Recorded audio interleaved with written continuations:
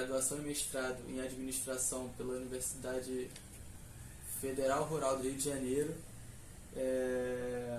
E atualmente atua como professor e coordenador na Universidade Veiga de Almeida e é superintendente-geral do CRA e autor de livros. Muito obrigado e boa noite a vocês. Boa noite, professor. Prazer, estou à disposição de vocês. Manda aí. Não, então, professor, a gente quer começar pela sua...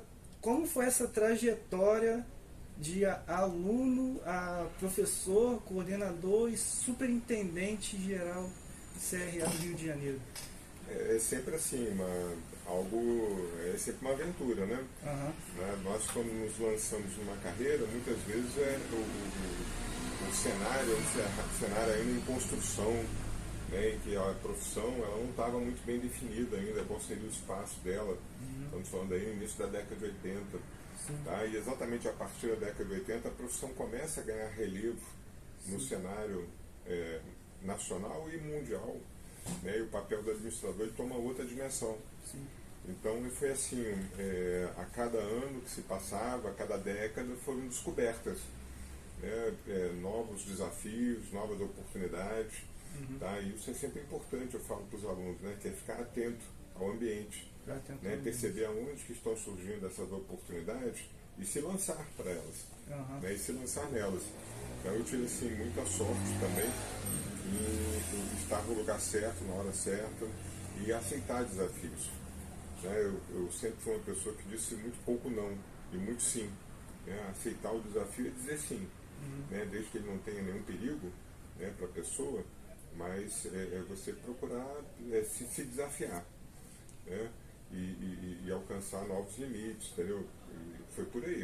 Eu fui conquistando espaço e cheguei até onde eu estou hoje. Aqui a gente sabe que você tem bastante conteúdo sobre gestão do tempo, né? Tem livros sobre isso e tudo mais.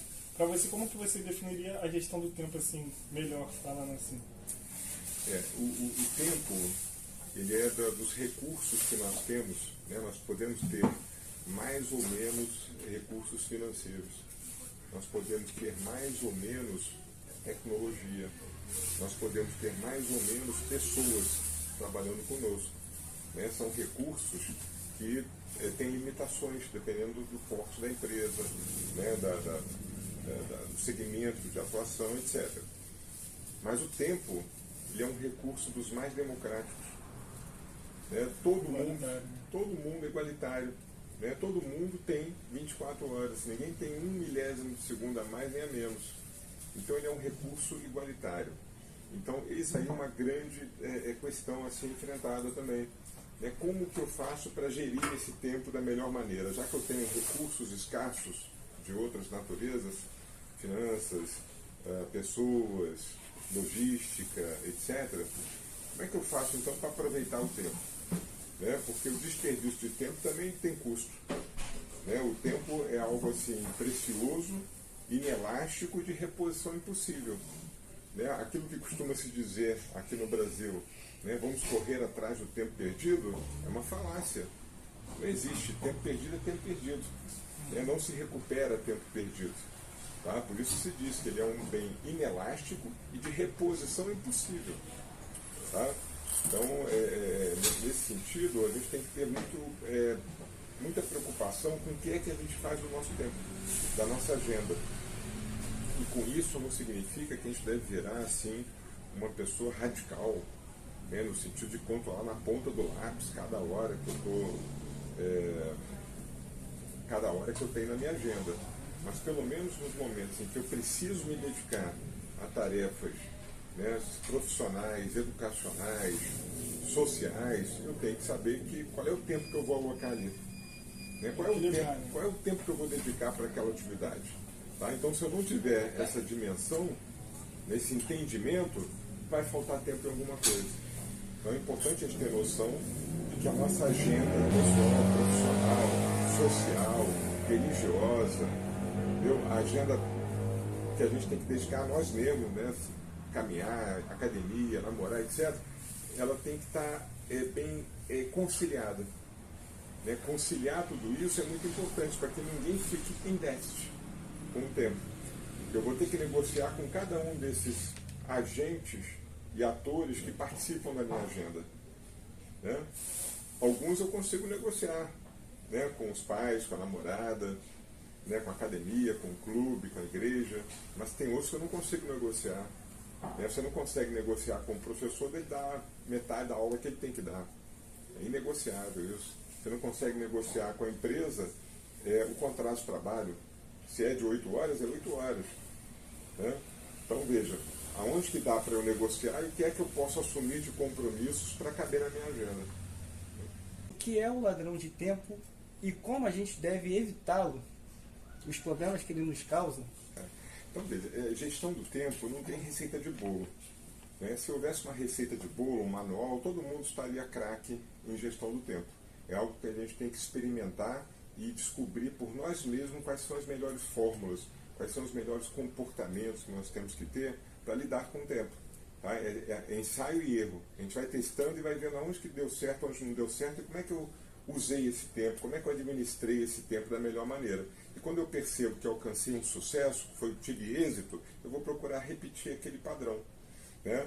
Agora, assim como não existe receita de bolo, e sabendo que eu tenho um controle parcial da situação, eu tenho que saber também que nem sempre vai dar certo. Né? Se você me perguntar, puxa, o senhor que é um craque em gestão do tempo, dá sempre certo? Não, não dá sempre certo. E por que que não dá? Porque não depende só de mim, depende dos outros também. Né? A gente não vive numa ilha, a gente não executa tarefas sozinho, isolado. Ao contrário, hoje exige-se uma integração, uma interação muito grande com pessoas que trabalham ao seu lado e pessoas que trabalham distante de você, quem sabe até com fusos horários diferentes. Né? Então a questão de ladrões do tempo é algo que a gente tem que saber como lidar, né? E procurar escapar, né? Sempre que possível, né? Procurar os antídotos contra esse dano que é o ladrão do tempo. Por exemplo, nós podemos ter colegas de trabalho que por insegurança convocam reuniões a todo instante. Tá? A reunião ela não é um recurso necessário sempre. Ela é importante, a reunião, né? Promove a interação, toma-se decisões em reuniões presenciais ou virtuais. Tá? Mas há pessoas que têm essa deficiência de achar que para a segurança delas precisam reunir a equipe a todo instante.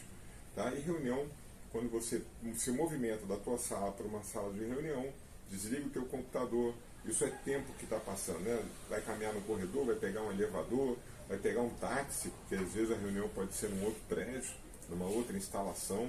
Né? Isso pode significar ladrões de tempo, como você está conceituando aí.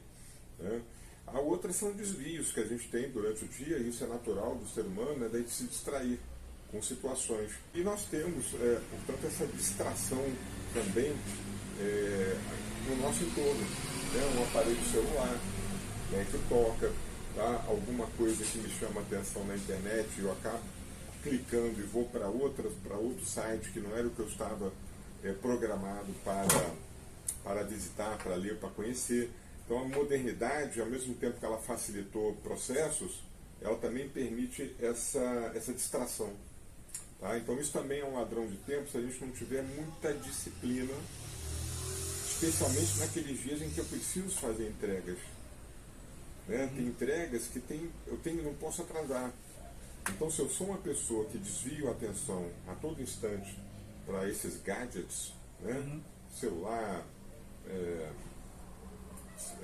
o relógio, né, o computador, eu vou perdendo o hábito de entregar. Como a Veiga chegou nessa tomada de decisão de implementar a forma trimestral? Tá. Esse é um novo modelo de ensino e existem muitos psicopedagogos ao redor do mundo que dizem que exatamente porque o nosso cérebro está em constante evolução e os jovens eles aprendem cada vez mais cedo. Né? Eu lembro que meu filho, ele ainda no ensino fundamental 2, ele começou a ter algumas aulas de administração que eu só fui ter na faculdade. E ele não tinha nem passado pelo ensino médio ainda. Tá? Então essa antecipação do conhecimento, né, pela maturidade que os jovens alcançam, ela também permite que você absorva disciplinas, conteúdos muito mais rápido do que o tempo tradicional, antigo, clássico determinava. Quem é que determinou que o conhecimento tem que ser absorvido em 1 ano ou em 6 meses? Né? Qual foi a regra? que determinou isso? Foram os homens. Né? Os homens determinaram que um ciclo educacional durasse um ano. Na universidade já caiu para 6 meses, no século XX, para 6 meses, e agora entende-se que é possível você aprender em 3 meses, né? Numa matriz trimestral. Além disso, algumas disciplinas, depois de 6 meses, já começam a ter obsolescência. Depois de 4 anos, nem se fala. Né? As pessoas se formam em 4 anos, em média, e quando elas se formam, alguns dos conteúdos já estão obsoletos. Né? Então é importante que a gente transmita conhecimento da forma mais rápida, prática e eficiente possível. Tá? E vamos chegar a um ponto, não está longe disso, dos cursos terem uma duração menor também, para vocês poderem ir para o mercado, né, com um conhecimento que esteja ainda permitindo a aplicação. Né, porque o conhecimento que é defasado, ocioso, ele não permite aplicação. Então a ideia é a gente fazendo essas empregando essas novas técnicas de ensino e aprendizagem para favorecer vocês. Né? O que é o planejamento estratégico pessoal e como a gente pode criar um? Como eu disse, não tem uma receita de bolo, mas algumas dicas que eu daria é o seguinte: aonde que você quer estar em 2030? Né? Nós estamos em 2022. Aonde que você quer estar em 2030? Em que condição? Né? Então eu posso dizer o seguinte: não, eu quero em 2030 estar empregado numa empresa, já numa situação de gerente, analista sênior ou empreendedor de um determinado negócio. Mas quais são as condições para eu fazer isso? Então, um planejamento estratégico pessoal passa no seguinte: primeiro, no sonho. O que é que você deseja? Né, sob o ponto de vista profissional, sob o ponto de vista pessoal. Né, eu quero estar casado e quero estar com um filho em 2030. Eu quero ter um carro assim, assado, em 2030. Eu quero ir a Nova York até 2030. Então, veja, há uma série de situações que eu posso desejar. E é bom que a gente deseje. É importante que a gente tenha sonhos, que isso nos move, né? Nos proporciona objetivos e metas. Mas quais são as condições objetivas para eu atingir isso? A Lenin dizia isso. Né? Quais são as condições objetivas para se atingir um determinado objetivo? Né? Se eu quero subir o Monte Everest, eu com 59 anos de idade, com um problema na coluna, quais são as condições objetivas para eu fazê-lo? Né? Não há tecnologia que me leve para cima do Monte Everest. Vou ter que ir com esforço físico. Então não existe. Então, não existe nenhuma possibilidade de eu subir o Monte Everest. Então essa eu tenho que deixar de lado. Tá? Então eu tenho que ver o que é factível, o que é possível e aonde que eu posso encontrar elementos, recursos para que torne isso possível. Tá? Então, se o conhecimento é algo que vai me levar da condição X para a condição Y, de eu ter um emprego, passar num concurso público, abrir um negócio e com isso eu ter alguma renda que vai me permitir comprar um carro, fazer uma viagem, constituir família, ter satisfação profissional pelas conquistas que eu vou alcançando ao longo da jornada. Por isso que é muito importante colocar objetivos a curto prazo, médio prazo e longo prazo, para justamente fomentar aquela vontade da conquista, Sim. O gosto da conquista e poder te dar mais força, apoio, incentivo de tá olhando aquele objetivo a longo prazo de Claro. eu conseguir esse a curto prazo agora e eu vou conseguir. Não, sem dúvida. E podem, eu falei sonhos assim mais grandiosos, digamos assim, mas podem ser sonhos menores também. Eu quero estar no Rock in Rio. Eu quero visitar a minha avó no norte do Brasil no ano que vem. Quer dizer, no conjunto de objetivos que você vai traçar, podem ter coisas mais fáceis e outras mais difíceis. É importante isso, até porque uma vai ajudando a outra. né? Porque se eu não atinjo objetivo nenhum, eu vou ficando frustrado. Então é importante ter esses objetivos que são mais fáceis também, para isso me dar satisfação. Né? Então, num planejamento pessoal, a gente deve pensar o que eu quero, né? O que eu quero ser, o que eu quero ter, o que eu quero atingir. Quais são as condições objetivas para isso? E qual é o tempo que eu vou dedicar, né, para atingir isso? E na questão do tempo, né, eu também vou sempre fazer a manutenção da minha agenda em função de tudo que, de novo, que vai sendo adicionado na medida em que eu vou ficando mais compromissado. Né, compromissado com a família, compromissado com a empresa, né, compromissado com o meu corpo, com a minha mente. Né, eu preciso correr, preciso caminhar, preciso nadar, né, preciso ir a um cinema, um teatro, fazer uma trilha.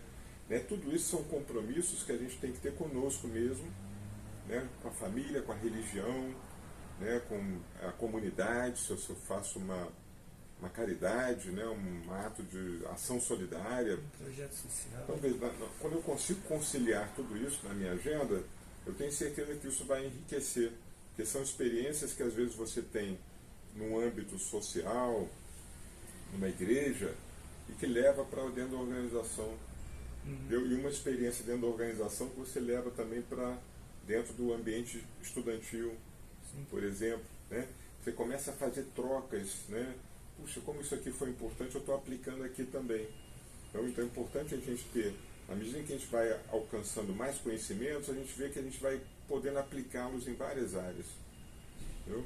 Então, esse enriquecimento que vocês estão tendo na universidade, vocês vão perceber daqui a alguns anos, né, o quanto foi importante, né, o quão foi benéfico vocês prestarem atenção numa aula, prestarem atenção num professor, permitirem uma experimentação. Sair daquela zona de conforto. É isso aí, sair da zona de conforto. Tá? E aí sim você está enriquecendo. Você não tem que estar na universidade apenas pelo diploma. Entendeu? Eu preciso do diploma para dar uma satisfação para a minha família, para a sociedade. Entendeu? Aí você está perdendo tempo.